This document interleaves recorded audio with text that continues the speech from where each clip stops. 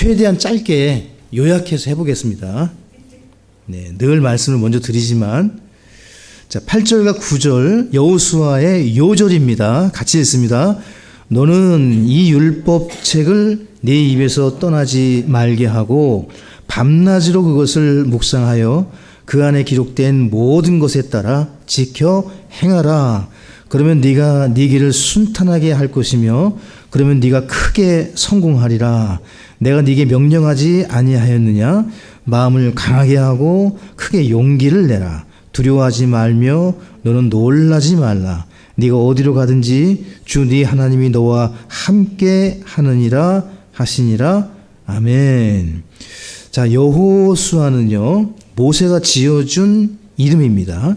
민수기 13장 16절에 모세가 그 땅을 정탐하려고 보낸 사람들의 이름이 이러하니라. 모세가 눈의 아들 호세아를 여호수아라 불렀더라.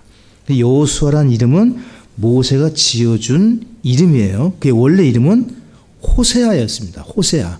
여러분 12 선지서 중에, 대원서 중에 첫 번째 책이 호세아잖아요. 그 호세아가 여호수아의 이름이었는데 여호수아로 바꿔주면서 이 뜻은 하나님이 나의 구원이시다. 그래서 모세의 뒤를 이어서 하나님께 주신 땅을 정복한 자, 그 책이 여호수아입니다. 34번의 전쟁 중에 딱 한 번 졌습니다. 그게 아이성 전투죠. 나머지 33번은 연승을 했습니다.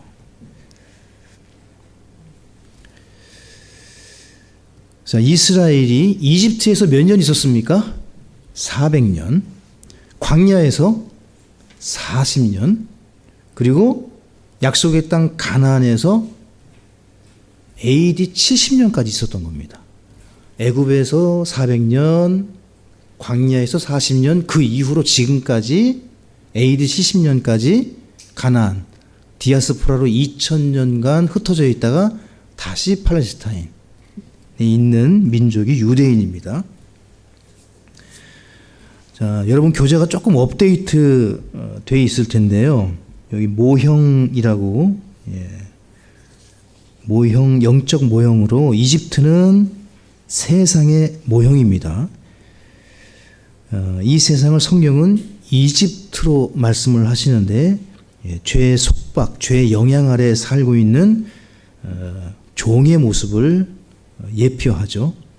자, 광야 생활은요, 여러분 그 출애굽하면서 홍해를 건넜지 않습니까? 그러니까 구원 받았지만 육신적으로 사는 그리스도인을 예표합니다.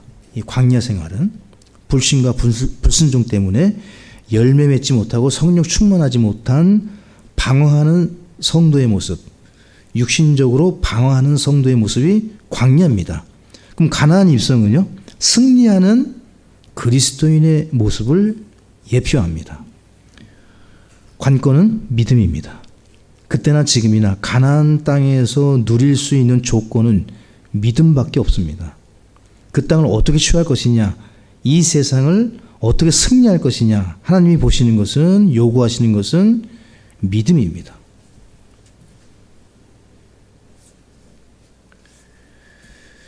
자, 여호수아의 핵심 주제는요, 주님의 말씀, 그 약속을 어떻게 소유할 것인가, 누릴 것인가, 현실로 만들 것인가, 그 말씀을 내 것으로 만드는 비결은 여전히 여호수아는 믿음이라고 얘기합니다.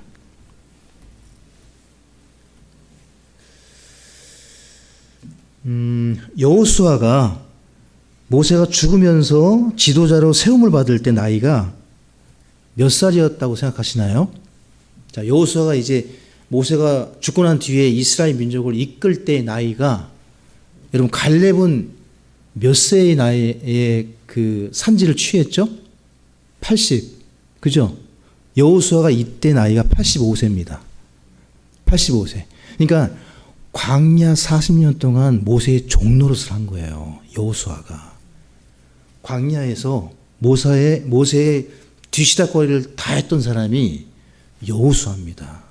그리고 나서 모세가 죽으면서 지도권을 이양해 주는데 그때 나이가 85세예요. 무려 가나안 땅에 들어가서 7년 동안 전쟁을 수행했고 지파별로 유업을 분배한 뒤에 모세가 120에 죽었다면 여호수아는 110세에 죽습니다. 자, 히브리어로 여호수아가 헬라어로 예수입니다. 자, 히브리서 4장 8절을 보시죠.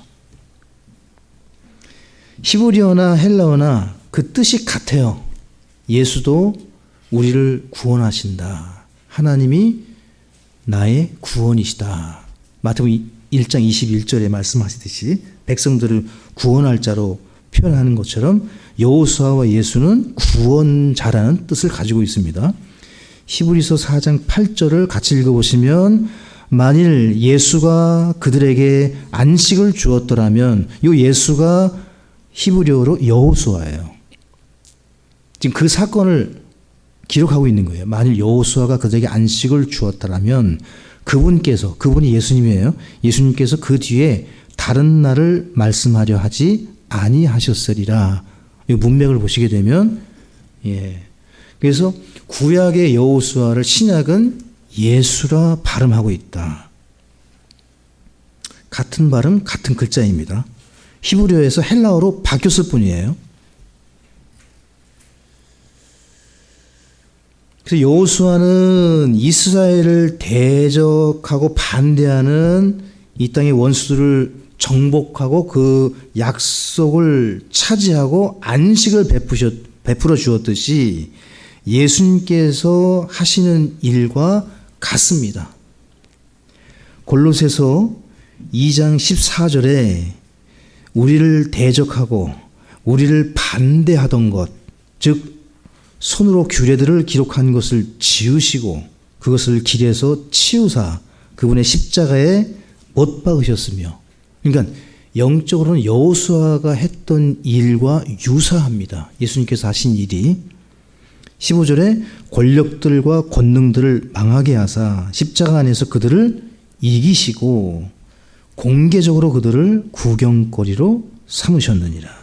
그러니까 여호수아가 이스라엘 백성들에게 안식을 주고 유업을 주었습니다.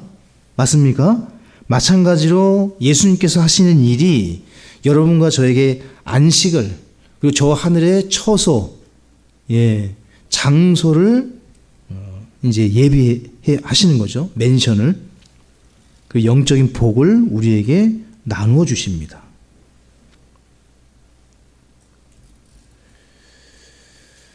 자, 그럼 여호수아를 생각해 보시면 여호수아가 정탐한 뒤에 돌아와서 가데스 바네아에서 이스라엘 백성에게 이 산지를 우리가 취하자, 가나안에 들어가서 하나님께서 말씀하신 대로 저 약속의 땅을 취하자 했는데 이스라엘 백성에게 어떻게 대해졌습니까? 거절당했죠. 처음에 여호수아가 보고하고 정탐한 땅을 이야기했을 때 예수님이 초림 때 거절당하신 것처럼 여호수아가 그 보고한 모든 것들이 거절당했어요. 그 여호수아는 누구라고 말씀드렸죠? 예수님을 예표한다. 우리 예수님 역시 초림 때에는 자기 백성에게 배척되고 멸시를 받았습니다. 이스라엘은 여호수아를 멸시했습니다. 성경 기록을 보게 되면 무려 40년간 실적으로 38년 동안 방황하다가 이제 가나안 땅에 여호수아를 통해서 들어갑니다. 그러니까 이 가나안 땅에 들어가는 것은 재림을 의미합니다. 들어가서 그 가나안 땅을 취하는. 자, 여호수아 2장 11절을 보시죠.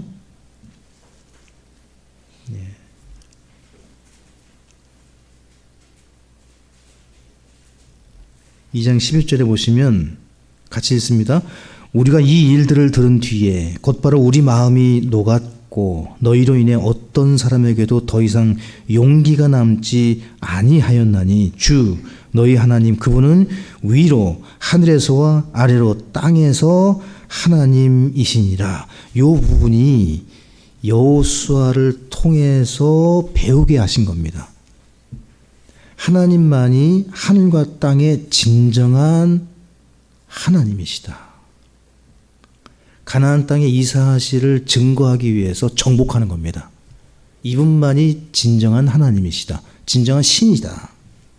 참 하나님이시다. 하나님께서 상천하지의 유일하신 절대자이시라는 것을 보이기 위한 그 증거가 전쟁입니다. 여러분 이걸 꼭 기억하셔야 돼요. 전쟁은 상천하지의 하나님만이 유일하신 분이라는 걸 증거하기 위해서 이 땅에 일어난 모든 역사의 전쟁의 주관자는 누구십니까? 하나님이세요. 하나님께서 역사를 주관하신다는 것을 보이기 위한 건데 이 세상 사람들은 전혀 못 보고 있죠. 여러분과 저같이 믿는 자는 그 흐름을 볼 수 있어야 됩니다. 우크라이나 전쟁, 여러분 중동에 일어난 전쟁, 그냥 서로 그 권력, 힘, 군대 이런 것으로 싸우는 것 같은데 결코 그렇지 않습니다. 모든 전쟁의 주관자, 전쟁의 신이 우리 주 하나님이십니다. 그래서 밥 존스 목사님은 이렇게 얘기했어요. 전쟁은 이 땅에서 행하시는 하나님의 심판이고 지옥은 저 세상에서 행하시는 하나님의 심판이다. 잘 표현한 것 같습니다. 자, 그래서 여호수아가 세 부분으로 나뉘어지는데요. 1장부터 5장까지는 요단강을 건너는 이스라엘을 보여주고 있고요. 6장부터 12장까지는 정복전쟁입니다. 그리고 13장부터 나머지 24장까지는 유업을 분배하는 장면이 나오는데요. 먼저 1장부터 5장까지 보시는데 1장입니다. 1장 모세의 뒤를 이어서 여호수아에게 하나님께서 내가 이미 땅을 주었다라고 표현하는데 1장 2절을 보시면 여호수아 1장 2절에 보시죠. 하나님께서 여호수아에게 이미 땅을 주었다라고 약속을 주시거든요. 들어가기도 전에. 자, 2절에 보시면 그 중반절을 보시게 되면 내가 그들 곧 이스라엘 자손에게 주는 땅으로 가라. 그리고 3절 중반절을 보시게 되면 너희 발바닥으로 밟을 모든 것을 내가 너희에게 여기는 뭐라고 되어 있습니까? 주었으니. 그러니까 2절에서는 현재형으로 되어 있고요. 주는 땅. 3절에서는 너희에게 주었으니. 그리고 6절로 가시게 되면 6절에는 그 하반절을 보시게 되면 내가 이 백성에게 상속재산으로 나누어 주리라 해서 여기 미래형으로 되어 있습니다. 그러니까 이 땅에 대해서 2절에서는 현재, 3절에서는 미래, 과거, 6절에서는 미래. 그래서 이미 주님이 주셨고 주시며 주실 것이다. 그러니까 우리의 약속이 이렇습니다. 그러니까 성경의 약속이 이래요. 성경에 여러분과 저에게 주시는 약속과 축복들은 이미 다 주셨어요. 그리고 주고 계시고 주실 겁니다. 그러니까 이 형태가 계속 갑니다.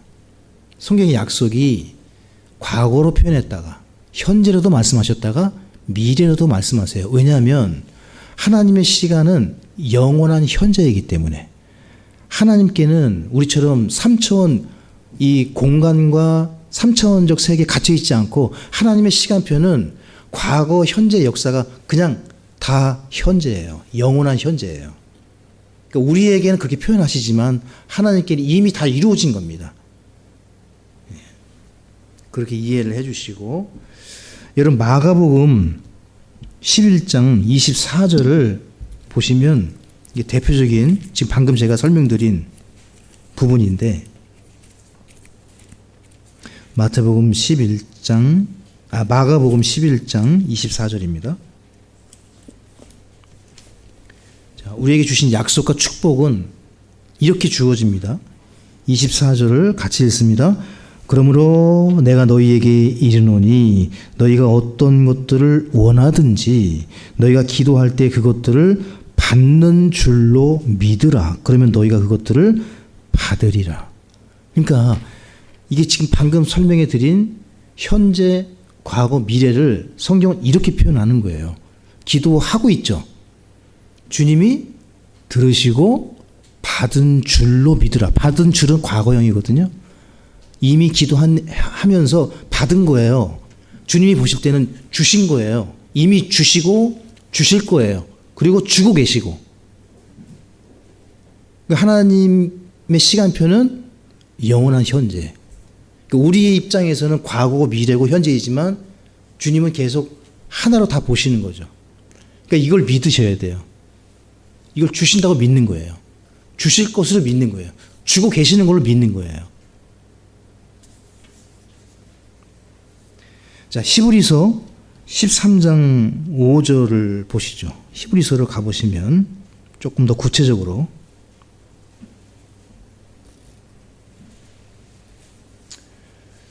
이게 적절한 예인지는 모르겠는데 사실 뭐 제가 많이 가진 게 없기 때문에 소연이 아연이에게 아빠 거 다 네 거야. 아빠게 네 거고 네 건 네 거야. 앞으로 아빠가 가진 거는 다 네 거야. 이 말의 뜻은 이미 제가 준 거예요. 그렇죠? 많이 있진 않지만 우리 부형님께서 유진자매에게 아빠 건 다 네 거야. 그러면 지금은 안 줬지만 이제 먼저 하늘나라 가시면 저도 먼저 하늘나라 들어가면 제 건 누구 거죠? 약속한 거 상속한 것처럼 자, 소연이 아연이가 저희 가지고 있는 거 다 이제 가져가듯이 그러니까 하나님께서 주시는 약속들이 다 이렇다고요. 자기 아들에게 상속자에게 주시는 거예요. 그죠? 그래서 지금 상속자에게 지금은 때에 맞지 않으면 아직은 현실적으로 주지 않으시는데 이미 가지고 있는 모든 것은 다 네 거야. 그런 뜻이에요. 기도도 마찬가지고. 13장 5절에 너희의 행실을 탐욕이 없게 하고 너희가 가진 것들로 만족하라. 왜냐면 왜 만족해야 되냐면은 이미 다 주셨고 주신 줄로 믿고 주실 것이고 주고 계시는 거예요. 그분께서 이르시되 내가 결코 너를 떠나지 아니하고 너를 버리지 아니하리라 하셨느니라. 그러므로 우리가 담대히 말하되 여러분과 저는 어떻게 말을 해야 됩니까? 같이 읽습니다. 주는 나를 돕는 분이시니 사람이 내게 무엇을 행하든지 내가 두려워하지 아니하리라 하노라. 그러니까 받은 줄로 믿고 일하셔야 돼요. 받은 줄로 믿고 사시는 거예요. 만족하는 거예요. 그게 받은 줄로 믿고 사는 게 만족하는 거예요. 지금 없어요? 아니에요. 주실 겁니다. 주고 계시고 주셨습니다. 건강 회복됩니다. 하나님을 믿으세요. 하나님께서 성도가 아프고 궁하고 궁핍한 것을 원치 않으십니다. 만족해야 되기 때문에 약속하신 거예요. 받은 줄로 믿으세요. 회복된 줄로 믿으세요. 하나님이 치유해 주실 걸 믿으세요. 선한 길로 인도하실 걸 믿으세요. 받은 줄로 알고 구하세요. 그리고 매일 구하시면 되는 거예요. 그렇게 말씀을 보시면 마태복음 28장 20절에 무엇이든지 내가 너희에게 명령한 모든 것을 그들에게 가르쳐 지키게 하라. 보라, 내가 세상의 끝까지 항상 너희와 함께 있느니라 하시니라. 하나님께서 항상 함께 하실 줄로 믿으시기 바랍니다. 그래서 그분의 이름이 임마누엘입니다. 임마누엘, 우리와 함께 계시는 하나님. 지금 이 시간 우리와 함께 하나님이 계십니다. 자, 여호수아서의 성공의 비결은 저희가 읽었던 여호수아 1장 7절과 8절입니다. 이 말씀을 요약 정리하면 성경을 읽으라, 그것을 묵상하라, 그리고 지키라입니다.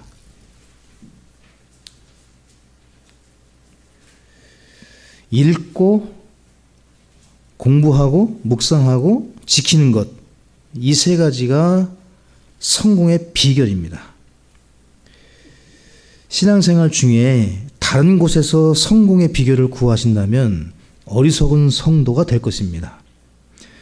성공이란 단어는 성경 전체에서 여호수아 1장 8절 외에는 나오지 않습니다. 유일하게 나오는 성공이란 단어가 딱 여기에 나오는데 8절에 성공의 비결은 세 가지 외에는 없습니다. 성도가 성공하기 위해서 성경 통독입니다. 성경 읽으셔야 돼요. 그 다음에 성경 공부입니다. 묵상하셔야 돼요. AI가 아무리 해도 못하는 게 이 부분이에요. 묵상하고 그 말씀에 순종할 때 성도는 받은 줄로 믿으라. 이미 승리자입니다. 성공 형통하는 자입니다. 그래서 믿음으로 우리가 그렇게 구하고 나가야 될 줄로 믿고요. 백성들은 이에 대해서 순종하는 다짐과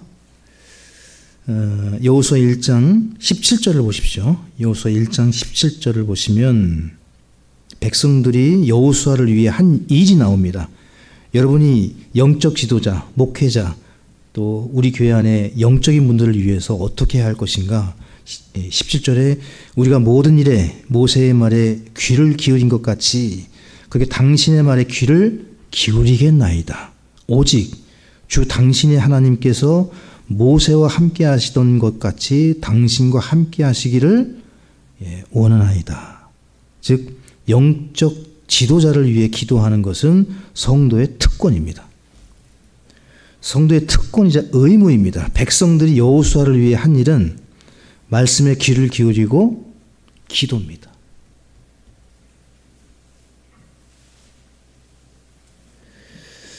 그래서 바울 서신을 보게 되면 바울이 한 일이, 끊임없이 한 일이 성도들을 생각하고 기도한 것입니다. 그리고 바울이 유일하게 성도들에게 구한 것이 있다면 기도 부탁이에요. 고린도후서 1장 11절, 에베소 6장 19절, 데살로니가전서 5장 25절, 빌레몬서 1장 22절, 수시로 틈만 나면 성도들에게 기도를 부탁했습니다. 바울은 절대 교만하지 않았어요. 스스로 독립군이나 스스로 장수로 여기지 않았습니다. 항상 몸이 연약했어요. 두려움에 떨었던 사람이고, 그에게는 건강상 문제가 많았습니다. 그래 더욱 그러했는지 모르겠어요. 간곡히 요청을 합니다. 이 방금 말씀드린 고린도후서 1장 11절, 에베소 6장 19절, 데살로니가전서 5장 25절, 빌레몬서 1장 22절을 한번 읽어보시면 바울이 간곡하게 요청합니다. 기도해달라고. 자, 여호수아 2장으로 넘어가겠습니다. 라합이 나옵니다. 그 유명한 라합. 우리 개역은 기생이라고 되어 있는데요. 창녀이죠. 창녀 라합입니다. 이 여인이 수십만의 여리고 백성들은 다 죽음으로, 불신이죠. 이 여인이 하나님을 믿었습니다. 하나님을 믿었기 때문에 정탐꾼을 숨겨두었죠. 그리스도의 족보에 이방 여인이 몇 명 나오는데 그 중에 한 명이 라합입니다. 라합의 삶은 의롭거나 정결하거나 거룩하지 않았습니다. 그 삶은 몸을 파는 창녀였습니다. 이 사실은 신약교회, 오늘도 오전에 말씀을 보셨듯이 이 여인이 지금 족보에 들어가잖아요. 그리스도의 족보에. 근데 그 삶은 누가 보더라도 정말 그런 삶인데 그 여인의 믿음을 보시고 족보에 넣었듯이 이 라합이 여러분과 저입니다. 이방인들이에요. 이방인이 이 은혜를 받은 거예요. 하나님을 두려워하고 그분을 믿었던 여인, 더러운 죄인, 아무리 죄를 많이 지었다 할지라도 믿음으로 구원받는다는 이 구원의 은혜, 복음의 진리를 가장 잘 보여주는 예가 라합입니다. 히브리서 11장 31절에 이 여인에 대해서 히브리서 기자는 믿음으로 창녀 라합은 정탐꾼들을 평안히 받아들인 뒤에 믿지 아니한 자들과 함께 멸망하지 아니하였도다. 왜 멸망했습니까? 믿지 않아서예요. 믿지 않아서. 야고보서 2장 25절에 한 번 더 이 여인의 이름이 나옵니다. 이와 같이 창녀 라합도 사자들을 받아들이고 그들을 다른 길로 보냈을 때에 행위로 의롭다고 인정받지 아니하였느냐. 그래서 야고보서는 행함으로 이 의의를 드러내는 책이거든요. 이 여인이 말로만 믿은 것이 아니라 행함으로도 믿었다는 거예요. 그러니까 저를 잠깐 보시면 이 라합이라는 여인이 겉으로 보기에는 천한 직업을 소유한 몸 파는 여인으로 보이지만 위대한 신약 교회의 구원의 교리를 가장 잘 보여주는 그 여인이 라합이라는 거예요. 이 여인은 믿습니다 라고 그 믿음으로 구원받고 그친 것이 아니라 그 믿음을 행위로까지 온전히 실천한 여인이에요. 대단한 여인입니다. 믿은 이후에 완전히 가치관이 바뀌었어요. 자신의 민족들에게는 배신자 아닙니까? 그렇죠? 정탐꾼들 나라가 망하는데 지금 이 세상에 딱 분류하는 거예요. 이 세상 시스템, 여기서 내가 먹고 살았어도 이제 여러분과 저는 이 세상에 가벼이 발붙이고 우리가 진짜 가는 나라는 이제 이 여인처럼 구원받은 하나님의 백성들이에요. 내 동족과 민족은 믿지 않는 이 세상 사람들이 아니라 여러분입니다. 여러분이 저의 진정한 가족이고 믿는 자들이 이제 라합의 가족이 되는 거예요. 자, 라합에 대해서 조금만 더 말씀을 드릴게요. 자, 라합은 첫 번째 하나님 말씀을 들었고 믿었습니다. 우리와 똑같이 2장 8절부터 11절까지 라합이 복음을 들어요. 읽진 않겠습니다. 라합이 이스라엘의 여호수아의 소식을 듣고 이 사실을 믿습니다. 똑같아요. 라합이. 두 번째, 그녀는 죄인이라는 사실을 인정합니다. 곧 철저히 멸망할 것이라는 것을 이 여인이 알아요. 아, 여리고가 망하는구나. 내가 죄인이로구나. 우리 백성들이 죄를 지었구나. 나도 그 속에 포함되는구나. 죽는구나. 그리고 이 라합을 통해 볼 수 있는 것이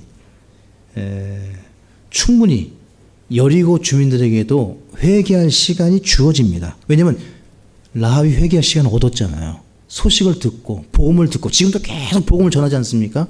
방방곡곡에 틈만 나면 선교사님들이 또 성도님들이 기회를 계속 줍니다. 회개할 기회를. 근데 어떤 사람을 라합과 같이 돌이키는 거예요. 구원받기 위해서. 회개하고 주님을 믿는 겁니다. 똑같습니다. 구약이나 신약이나 지금 이 시대나 하나님이 구원하시는 방법 그리고 하나님의 자세, 하나님이 여러분과 저를 다루시는 방법이 라합을 다루는 것과 똑같습니다. 이때 네 번째 라합은 믿음으로 행합니다. 그 21절에 나오거든요. 2장 21절에 주홍색 줄을 창에 메어두니라 해서 정탐꾼을 숨겨주고 거기에 주홍색 줄을 매달라고 그랬잖아요. 이 라합이 그 말씀을 어떻게 한 거죠? 믿고 행했습니다. 이게 어려운 행위가 아니에요. 구원이. 주홍색 줄을 벽에다가 그냥 내리면 되는 거예요. 여러분, 이게 어려운 일입니까? 뭐 지금 라합에게 매우 어려운 일을 요구한 게 아닌데 이 여인이 믿은 거예요. 너무 쉬워서 안 믿는 거예요. 지금 세상 사람들에게 주홍색 줄을 내리면 구원받습니다 하면 누가 줄을 내리겠습니까? 지금 이 시대에 저보고 미친놈이라고 하겠지. 근데 우리가 전하는 복음이, 이 복음을 믿으시면 영생을 얻습니다. 지금 우리가 전하잖아요. 친구들한테도 야 이거 믿어야 돼. 이거 믿으면 지옥 가지 않고 구원받아. 그럼 친구들이 그래 너도 이제 미쳤구나 이렇게 얘기하지 않아요? 똑같은 거예요. 주홍색 줄을 내리면 구원을 받는 거예요. 어렵지 않아요. 어렵지 않아요. 이 라합이 다섯 번째로 다른 사람을 구원합니다. 누구를 구원하죠? 가족들 모두를 구원합니다. 그리고 이 여인은 심판으로부터 건짐을 받고요. 그리고 마지막 일곱 번째 라합은 유대인과 결혼을 합니다. 여리고는 무너지고 백성들은 멸망했지만 라합은 신랑을 얻었고 이제 기쁨을 누렸습니다. 예수 그리스도의 족보에 올랐죠. 여러분과 저와 똑같습니다. 우리가 구원받는다는 것은 예수님과 결혼, 정혼하는 것입니다. 믿음으로 구원받는다는 것은 장차 신랑으로 오실 그분을 우리가 휴거, 재림 때 맞이하는 것과 똑같습니다. 3장으로 가시면 요르단강을 건너갑니다. 언약궤가 앞서서 길을 인도하는데요. 3장의 특징은 1절에 보시게 되면 여호수아가 아침에 일찍 일어나는데 예수님께서 하신 일과 똑같습니다. 새벽 오히려 미명에 아침 일찍, 예수님은 아침형, 새벽형이셨습니다. 종은 마땅히 일찍 일어나야 됩니다. 주인을 섬기기 위해서. 여호수아 3장 1절, 6장 12절, 7장 16절, 8장 10절을 보시면 항상 일찍 일어났어요. 여호수아는 항상 일찍 일어나서 준비하고 주의 일을 수행했습니다. 자, 이때 여호수아 3장 4절을 보시면, 자, 3장 4절 다 같이 보십시오. 그러나 너희와 그 언약궤 사이의 거리를 재서 2000 큐빗쯤 되게 하고 그것에 가까이 가지 말라. 그러면 너희가 반드시 가야 할 길을 너희가 알게 되리니. 그러니까 어떻게 알려주신다는 거죠? 이 말씀에 의하면 언약궤. 언약궤는 말씀을 상징합니다. 이는 너희가 이전에 이 길을 지나지 아니하였기 때문이니라. 그래서 우리가 가지 못한 길이지만 성경은 그 길을 인도하십니다. 자, 히브리서 10장으로 가시면 이 여호수아 3장 4절 옆에 히브리서 10장 19절 한번 보실까요?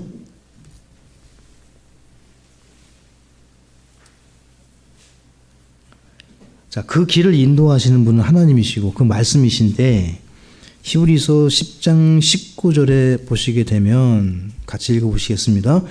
그러므로 형제들아 우리가 예수님의 피에 의거하여 새롭고 살아있는 길로 지성소에 들어갈 담대함을 얻었는데, 이 새롭고 살아있는 길은 예수님이십니다.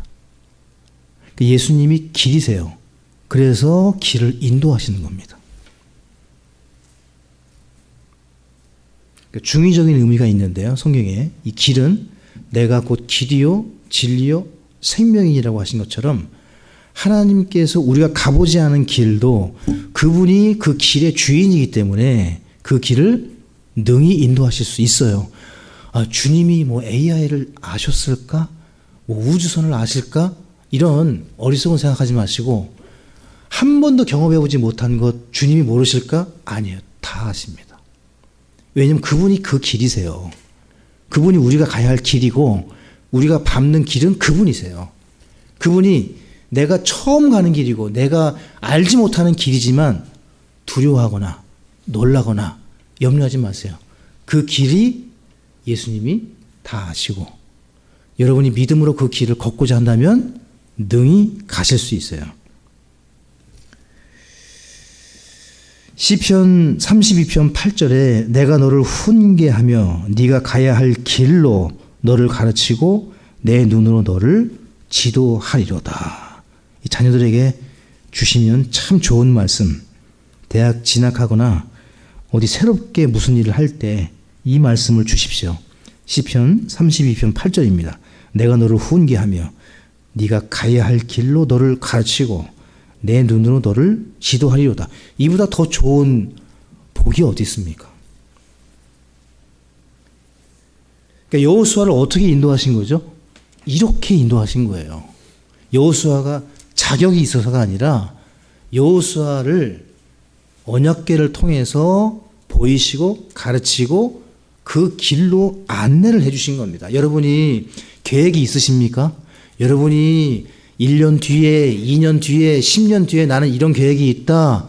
여러분 누가 보장해 줍니까? 지금 그런 일들 앞으로 뭐 은수 형제도 군대를 가야 되고 우리 은서도 또 졸업하고 또 직업을 구해야 되고 이 모든 일을 계획할 텐데 여러분 그 길을 친히 인도하시는 분은 누구십니까? 예, 예수님. 우리 주 여호수아. 바로 하나님이십니다. 그 길을 선히 인도해 주시나 믿고 자, 이 장에서 하나 더 보실 거는 요단강을 건널 때 언약궤가 먼저 움직이면서 모세가 홍해를 갈랐듯이 여호수아는 요단강을 가릅니다. 마른 땅처럼 건너요. 궤를 맨 자들이 요르단강에 먼저 발을 담그고 발이 잠겼습니다. 14절에 보게 되면 자, 홍해를 건널 때와 다른 점은 좀 차이점이 있어요. 홍해를 건널 때하고 여호수아가 요단강을 건널 때는 그 발이 물 속에 잠겨요. 그래서 어느 정도 이제 구원받은 이후에 성도들에게 믿음의 위험이 따른다는 겁니다. 믿음에는 담대함이 필요하다. 믿음에는 어느 정도 모험이 필요한 거예요. 이 제사장들이 이 물의 흐름이 뭐 빠르든지 해가지고 겁이 나가지고 발을 못 담그잖아요. 이 겁먹은 사람들은 발 물에 못 담급니다. 뭐 얕어 건너도 돼. 못 건너요. 한번 겁먹으면 못 합니다. 시도를 못 해요. 믿음의 모험이 어느 정도는 필요합니다. 가나안 땅에 들어가기 위해서. 그래서 홍해를 건너는 사건은 세상으로부터 죄로부터 구원받는 단절을 의미한다면 요르단강을 건너가는 이 부분은 하나님께 대한 헌신을 의미합니다. 여러분이 발을 담그는 것은 헌신이에요. 믿음의 모험이에요. 헌신하지 않으면 강 건너에 갈 수가 없습니다.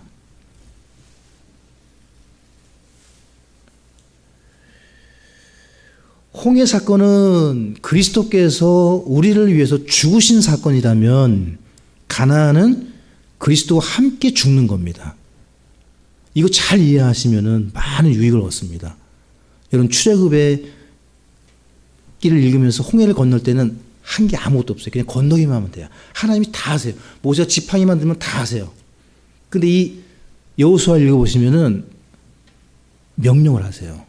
뭐 발을 담거라, 언약궤를 앞세워라, 친히 건너라, 마른 땅을 건너듯이 그 물속에 잠기게 하세요. 그러니까 그리스도와 함께 죽고 갈라디아서 2장 20절의 말씀이 여호수아에게 이루어집니다. 여호수아는 믿음으로 그 말씀대로 그리스도와 함께 죽으러 들어가는 거예요. 이제는 이건 침례가 아니에요. 이건 구원 사건과는 관계가 없어요. 내가 구원받고 난 뒤에는 자기를 부인하고 십자가를 지듯이 그리스도와 함께 죽는 겁니다. 헌신이란 무엇입니까? 그리스도와 함께 죽는 겁니다. 이것이 성경에서 말씀하시는 헌신입니다. 자, 4장으로 가시면 12돌이 나옵니다. 12돌. 요단강 한복판과 길갈에 각각 12돌을 세워서 기념을 하는데요. 자, 한쪽은 어디죠? 길갈 20절에, 그리고 9절에 보시게 되면은 요단강 한가운데 그 돌을 쌓습니다. 무더기를 쌓는 거죠. 돌무더기를 쌓는 거예요.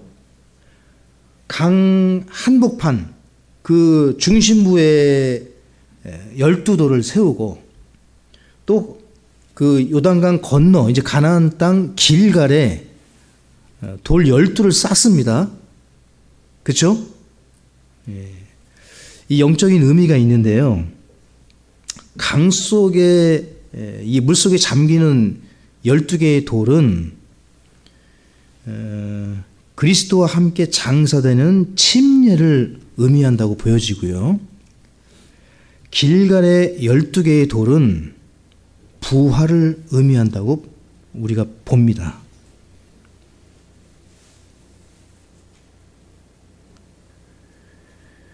그리스도와 함께 장사 지내는 물속에 12돌이 잠기게 되거든요. 상징적으로 보여주는 겁니다. 물속에 잠기는 12돌을 통해서 그리스도와 함께 죽고, 헌신을 의미하는 죽고, 그리고 눈에 보이는 길갈에 세워지는 12개의 돌을 세우면서 부활의 의미를 우리에게 가르쳐 줍니다. 주님 오실 때까지 12돌을 기억하라. 요단강을 건널 때마다 이스라엘은 그리스도와 함께 죽고 저 길갈에 있는 12개의 돌을 보면서 반드시 승리하고 부활하리라. 그들은 승리한다는 의미를 갖고 여러분과 저에게는 부활의 의미를 갖습니다.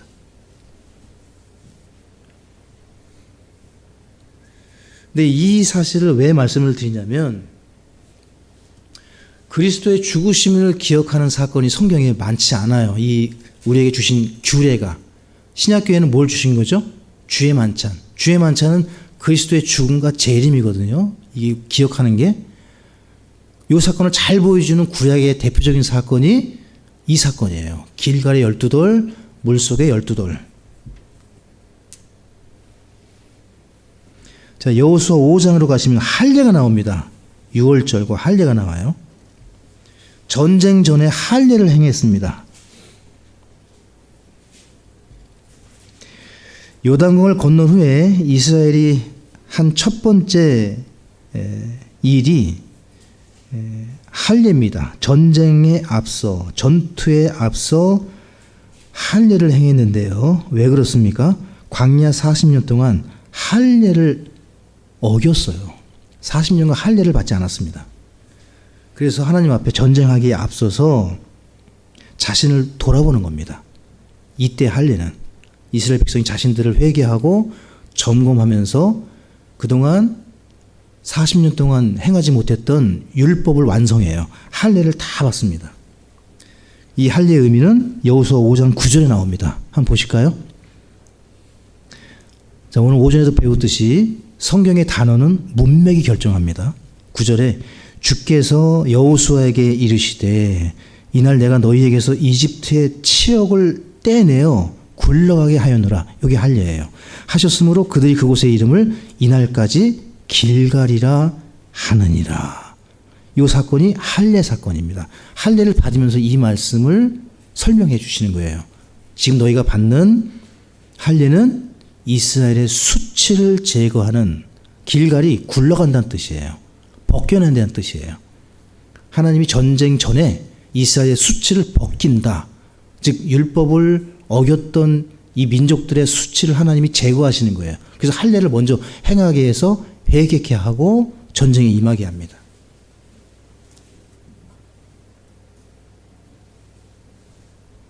그리고 유월절을 지키게 하시고 만나가 그치고 이 땅의 소산을 먹기 시작합니다.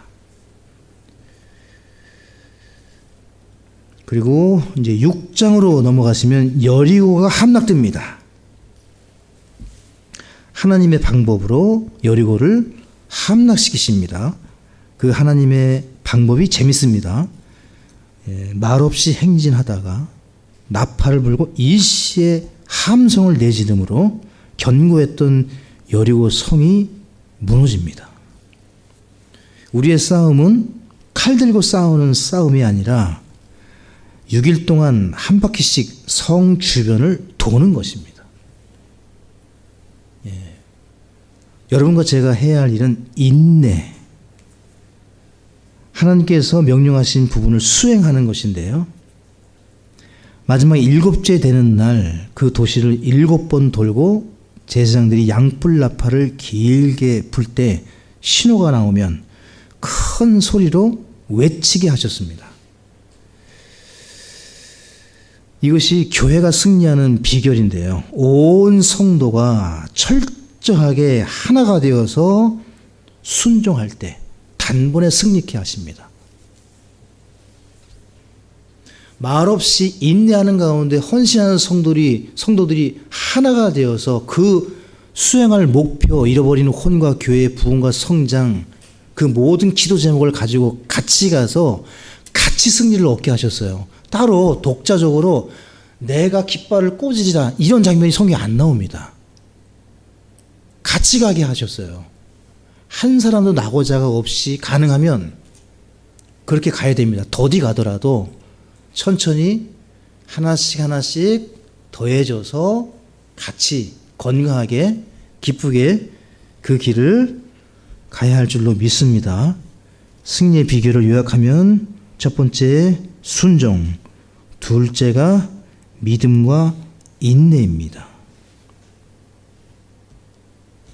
그리고 세 번째가 지도자들의 말에 순종했습니다. 이 여호수아 5장을 읽어보시면 이스라엘 백성이 승리한 비결은 세 가지인데요. 첫 번째가 하나님 말씀에 순종했고, 두 번째 인내했고요, 믿음으로. 세 번째가 지도자에게 순종했습니다. 이 부분을 기억하시고 함께 여호수아에게 승리를 주신 것처럼 우리도 같이 이러한 모습으로 나아가야 될 줄로 믿으시기 바라고요. 여호수아 7장에 가시면 아이성의 패배가 나오는데 이 재밌게도 아이성이 AI예요, 영어로. 요즘에 AI가 화두지 않습니까? 이 AI인 이 아이성에서 여호수아가 유일하게 패배하는데 백성들의 숨겨진 죄 아간입니다. 이 아간은 지도자가 살피지 못하는 죄예요. 그러니까 우리 성도들 중에 아픈 사람, 또 외로운 사람, 낙심한 사람 찾아야 돼요, 목회자가. 그 다음에 특별히 범죄한 부분이 있지 않는가. 정결하게 하는 부분이 이 말씀과 기도 사역을 하는 사람들이 주로 해야 될 일이지 행정 이런 다른 부분이 아니에요. 영적인 부분을 맡기셨어요, 하나님께서. 성도들로 하여금 정결한 삶을 살게 하도록 하나님이 지도자, 목회자를 세우셨다는 걸 기억하시고 함께 기도를 부탁하고 함께 헤쳐 나가실 수 있기를 바랍니다. 자, 아이성으로 진격을 하게 되는데 7장에서 여리고에서 대승을 거둔 뒤에 아이성으로 진격을 하는데 정탐꾼들이 돌아와서 3,000명이면 족하다 해서 하나님께 묻지 않고 가서 망합니다. 3,000명 정도야. 우리가 지금 60만 대군이 있는데 3,000명 정도 보내가지고 이길 수 있는 성인데 뭘 60만이 다 움직여. 여호수아 이 정도는 하나님께 기도하지 않아도 돼. 기도하지 않았어요, 여호수아가. 그래서 망합니다. 하나님 참 굉장히 세밀하신 분이에요. 그냥 굵직굵직한 부분만 나에게 순종하라가 아니라 1부터 100까지예요. 전부 다 묻고 하라고. 그렇게 가르쳐 주시고 크든 작든 전심전력하는 것이 헌신입니다. 이것은 전력을 다하고 이 부분은 가벼이 취하고 이렇게 못하게 하셨어요. 여호수아의 이 잘못은 하나님께 조언을 구하기보다 정탐꾼의 보고에 귀를 기울였어요. 하나님 말씀보다 이 세상의 성공 비결, 자기 개발, 성공, 형통의 비결, 1억이 되면 부자가 되는 비결, 여기에 귀 기울인 게 아니라 하나님 말씀. 그리고 두 번째 여호수아의 잘못은 백성들 안에 무슨 문제가 있는지 제대로 살피지 못했다는 겁니다. 아간이 여리고에서 저주받은 물건을 감추었습니다. 하나님께서 취하지 말라고 하셨는데 백성 중에 한 명이 취했는데 그 기간 동안 이 여호수아 7장에 보시게 되면 하나님의 진노가 불타오르고 있다고 돼 있어요.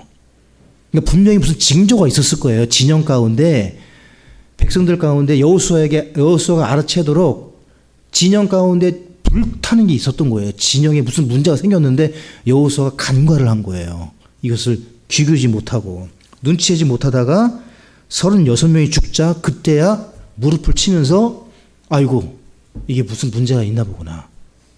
예, 돌이켜가지고 여기서 왜 우리가 36명이 죽었지? 찾다 보니까 아간이 자기 텐트 안에 여리고의 보물을 숨겨둔 게 발견이 돼서 이 아간을 죽이죠.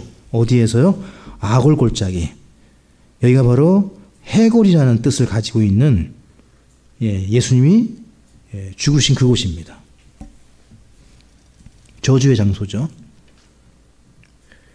자, 민수기 32장 23절을 좀 찾아보겠습니다. 자, 여기 보세요. 민수기 32장 23절을 보시면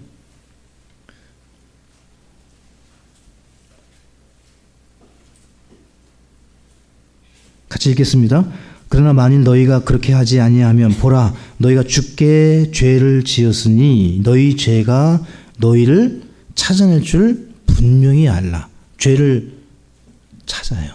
죄가 우리를 찾아옵니다. 그리고 기억나게 하고 하나님께 죄가 스스로 드러나게 돼 있어요. 우리가 아무리 감추려고 해도 죄는 못 감춥니다.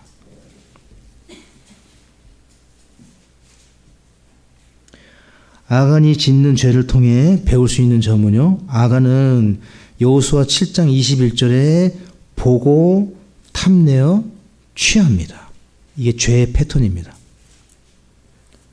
보고 마음속에 욕심을 내면 실행을 합니다. 죄는 어떻게 짓습니까? 보지 못한 죄는 잘 짓지 못합니다. 사람이. 드라마, 영화, 소설 읽고 보고 듣고 죄는 다 똑같습니다. 반복됩니다. 새로 창조되는 죄는 없습니다. 옛날부터 다 있던 죄예요. 듣고 보고 그리고 수행합니다. 자, 여호수아 8장에서는요. 아이성을 정복하고 에발산에서 제단을 쌓습니다. 아간의 죄를 제거한 뒤에 아이성을 어떻게 정복하죠? 하나님께서 어떻게 정복하라고 하십니까? 아이성의 백성 12,000명을 전멸시키고 그 왕은 교수형에 처합니다. 성경에 처음 나오는 교수형이 나오는데요. 아이성을 칠 때는 여러분 재밌게도 하나님께서 매복 전쟁을 시키셨어요. 여러분 3,000명으로 충분한 별로 크지 않은 성인데 하나님께서 전략을 정면으로 치게 하지 않으시고 매복하게 하셔서 여기를 점령을 했습니다. 여호수아 9장으로 가시겠습니다. 기브온 주민의 속임수가 나오죠. 여호수아 9장 14절에 여호수아의 실수가 또 나옵니다. 여기 보시게 되면 그 사람들이 이 기브온 주민들입니다. 그들의 양식을 취한 뒤, 죄송합니다. 그 사람들 이스라엘 여호수아를 따랐던 백성들 여호수아와 함께 그들의 기브온 백성들의 양식을 취한 뒤 주의 입에서 조언을 구하지 아니하였고, 그러니까 여호수아의 연약함은 주께 구하지 않았던 거, 기도하지 않았던 거예요. 아까도 묻지 않았잖아요. 여호수아가. 여기서도 마찬가지로 또 묻지 않습니다. 속임수에 넘어가는 거죠. 성도가 세상에 속임을 당할 때는 언제입니까? 기도하지 않을 때입니다. 여러분 매사에 물어보시고 답을 얻는 것을 습관화하시는 성도님들이 되시길 바랍니다. 마귀는 언제나 틈을 탈 수 있기 때문에, 마귀는 속이는 자로 들어오기 때문에 작은 일이든 큰 일이든 매사에 주님께 여쭙는 저와 여러분이 되시기를 바랍니다. 여호수아 10장까지 하고 마치겠습니다. 나머지는 교재를 참고해 주시고 이번 주부터는 여호수아를 읽습니다. 제가 굉장히 지금 좋아하는 것 같습니다. 자, 끝날 겁니다. 조금만 참으세요. 조금만. 자, 여호수아 10장. 태양이 멈춥니다. 태양이. 여러분 믿으십니까? 태양이 멈췄다니까요. 아무도 안 놀라시고. 제가 가끔 놀라는 것은 우리 성도님들 웬만한 것은 안 놀란다. 태양이 멈췄어요. 10분간. 아무리 다섯 왕이 연합을 이루고 전쟁을 이제 치르는데 하나님께서 이들을 어떻게 죽이십니까? 우박으로, 돌로 쳐 죽이십니다. 여호수아 10장에서 태양이 멈춰 있는 동안 쳐 죽이십니다. 어떻게 해요? 우박으로. 이 우박이 돌이라고 표현되고 있는데 여호수아 10장 10절과 11절을 보시겠습니다. 여러분 마지막이에요. 10장 10절 다 같이. 자, 누가 싸우시는가 보세요. 자, 여호수아 10장에서 누가 싸우시는가? 주께서 그들을 이스라엘 앞에서 무찌르시고 기브온에서 큰 살육으로 그들을 죽이시며 벳호론으로 올라가는 길에서 그들을 추격하사 아세가와 막게다에 이르기까지 그들을 치시니라. 누가 그들을 죽이고 쫓아가고 치십니까? 이스라엘이 아니에요, 여러분. 11절에 그들이 이스라엘 앞에서 도망하여 벳호론으로 내려가는 비탈에 있을 때 주께서 아세가에 이르기까지 하늘에서 큰 돌들을 여기에 밑줄을 그시고 그들 위에 내리심으로 그들이 죽었는데 이스라엘 자손이 칼로 죽인 자들보다 우박으로 죽은 자들이 더 많았더라. 큰 돌들이 뭐죠? 우박입니다. 우박. 우리 가끔 무슨 뉴스 나오잖아요. 돌 같은 우박이 떨어져가지고 막 자동차 찌그러지고 막 농산물 다 망가뜨리고 그 일이 이때 더 큰 돌들 사람이 죽을 정도면은 이거 엄청난 우박입니다. 그 연합군으로 와서 이스라엘 괴롭힐 때 이스라엘로 하여금 그냥 이스라엘 전쟁을 했지만 누가 싸우신 거죠? 여러분이 싸우지만 우리가 싸우지만 우리가 볼 땐 우리가 봐도 약해. 우리가 전쟁은 이게 이 숫자로 어떻게 여기서 이 광교 웰빙타운 이거 어떻게 해나갈까? 여러분이 보이는 대로 생각하고 판단하면 여기에 아무런 소망이 없어요. 근데 우리와 함께 누가 싸우시는 거죠? 그걸 보실 수 있어야 돼요. 믿음으로. 여기에 이 한가운데 주님이 우리와 함께 하신 줄로 믿습니다. 12절을 보세요. 12절. 그때 주께서 이스라엘 자손 앞에서 아모리 족속을 넘겨주시던 날에 여호수아가 주께 말하고 이스라엘 눈앞에서 이르되 같이 읽습니다. 해야 너는 기브온 위에 멈추어 서라. 달아 너는 아얄론 골짜기에서 그리할지어다 하며 해와 달이 멈췄어요. 이 동안에 하나님이 죽이시는 거예요. 여호수아가 이야기하고 이게 지금 이 물리학으로도 이거 밝혀진 걸로 제가 알고 있거든요. 우리 태양이 멈춘 때가 있다는 거예요. 이 과학자들이 밝혀냈는데 역사적이면서도 다 이게 돼 있는데 과학적 발견에 따르면 정확하게 23시간 20분이라고 여러분이 구글링을 해보면 나옵니다. 23시간 20분 동안 태양과 달이 멈춰 있었다고요. 자, 24절을 보십니다. 24절. 그들이 그 왕들을 여호수아에게로 끌어내매 여호수아가 이스라엘 모든 사람들을 부르고 자기와 함께 갔던 천사들의 대장들에게 이르되 가까이 와서 이 왕들의 목을 발로 밟으라 하니 대장들이 가까이 가서 그들의 목을 발로 밟으매 여호수아가 대장들에게 이르되 두려워하지 말며 놀라지 말며 마음을 강하게 하고 크게 용기를 내라. 너희와 싸우는 너희의 모든 원수들에게 주께서 이같이 하시리라 하고. 사랑하는 성도 여러분, 주님께 철저히 순종하면 주님이 철저히 지키시고 철저히 보호하시고 하나님께서 목을 비틀어 밟게 하시듯이 성도들을 안전케 하실 것을 믿으시기 바랍니다. 헌신입니다. 여호수아에게 요구하고 이스라엘에게 요구한 것은 그리스도와 함께 죽는 헌신을 요구한 거예요. 승리하기 원하십니까? 열매 맺기 원하십니까? 그리스도와 함께 헌신하는 저와 여러분이 다 되시기를 바랍니다. 기도하겠습니다. 아버지 하나님, 오전과 오후에 계속해서 말씀을 전하고 듣습니다. 아버지 하나님, 우리에게 약속하신 모든